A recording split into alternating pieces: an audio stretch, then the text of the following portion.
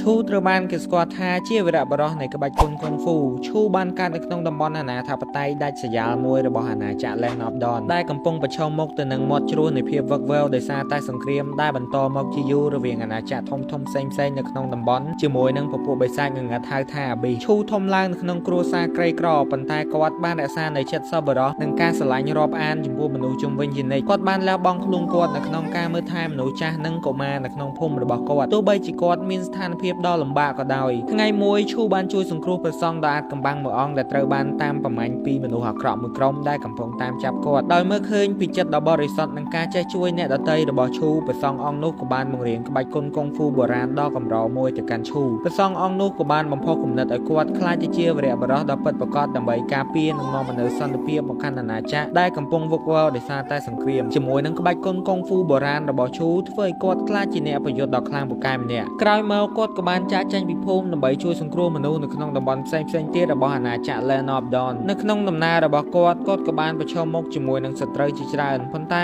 គាត់មិនដែលបោះបង់គោលដៅនៅក្នុងការនាំមកនូវសន្តិភាពដល់អាណាចក្រតាមបណ្ដាំគ្រូរបស់គាត់ដែលបានបង្រៀននៅក្បាច់គុនដល់កូននោះទេអញ្ចឹងហើយបើសិនជាគ្នាយើងណាត្រូវការដាក់ត្បូងនិងមានតម្លៃសមរម្យអីអាចដាក់នៅខាងបងម៉ាម៉ាជីកាបានកន្លែងគាត់គឺមានតម្លៃសមរម្យមែនតើអរគុណ